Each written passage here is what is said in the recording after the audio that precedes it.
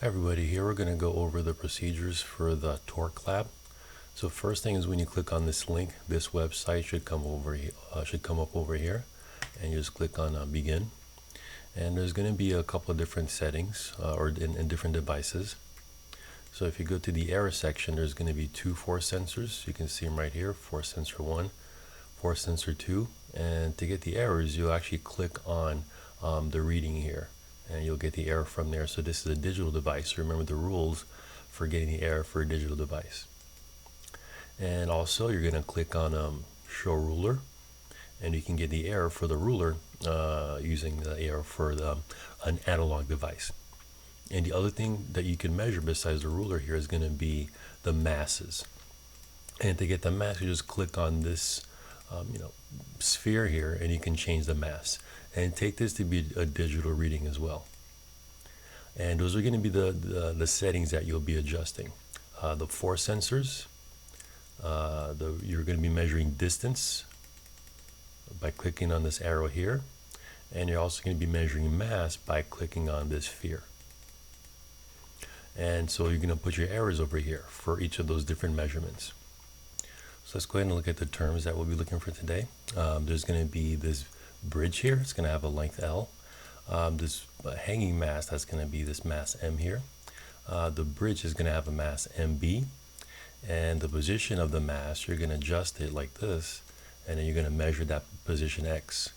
And there's two variables that we'll be looking at in a little bit. And then you have the two force sensors, force sensor 2 and the force sensor 1. So let's go ahead and look at the equations for today.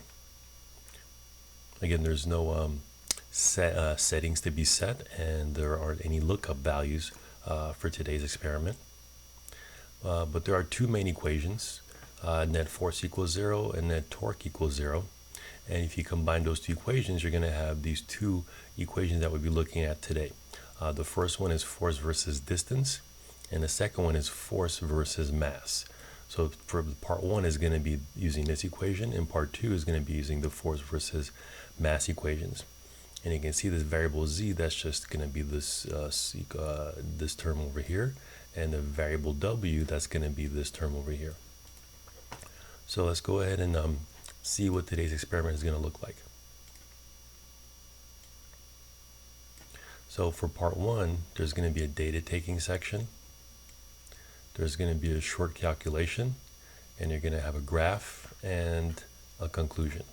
And part 2, you're going to repeat the experiment, but just modifying the settings. So first, you're going to enter your value for gravity, whatever it is, and you're going to measure the length of this beam. So you click show ruler, and you'll measure the length of this beam, and you're going to put that number here. And you're also going to measure the mass of this beam. So whatever the mass of the beam is, you're going to put it over here. And also the initial, so once you begin the experiment, the mass is going to have a initial value. You'll put that number here. And it's going to have an initial position, which you'll use the ruler to measure. And you'll put that number there.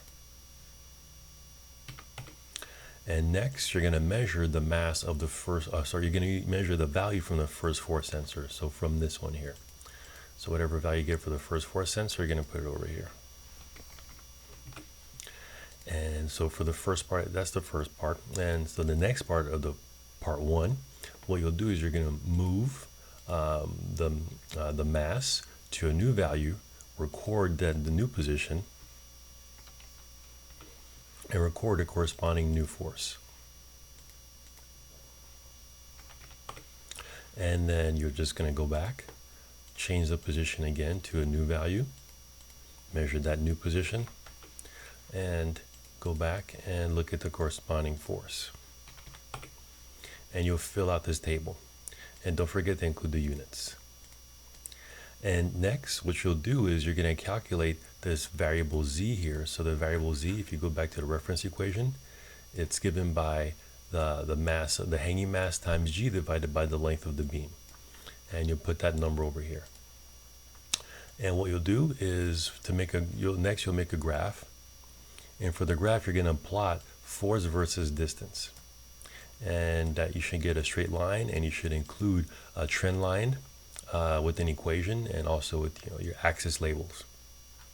And then the last part is the slope that you get from the trend line. You're going to put it over here, and then you're going to calculate on this one over here the percent difference between the slope and the variable z that you calculated over here. And that's going to be it for the first part of the experiment. So we're just going to keep the mass constant and adjust the position of the mass and measure the corresponding force. And then you're going to plot force versus distance. And that's going to be part one. Part two is going to be similar. Part two, though, what you're going to do is you're going to keep the position constant, and you're going to change the mass. So it's going to be over here. So the setup is pretty similar. Gravity, length of the beam. Make sure that when you reset the experiment, the beam's mass and length change. So make sure that you put the new values here. And here you're going to keep the mass constant. You're going to keep the length constant, the position of this hanging mass constant. And what you're going to do is you're going to change the mass. So whatever mass you have here, or whatever position you measure, first you're going to put it here. And next what you'll do is you're going to increase the mass. So this one's 0.8. And then measure the corresponding force. And then you're going to go back and increase the mass to a new value. And then measure the corresponding force. And then you put that over here, whatever number you get. And then like before, you're going to fill in this table. And don't forget the units. And then there's going to be another variable here that you're going to calculate. And this one is W. So if you go to the reference equations, W is given by gravity, 1 minus the ratio of the position of the mass divided by the length of the beam. And once you calculate that,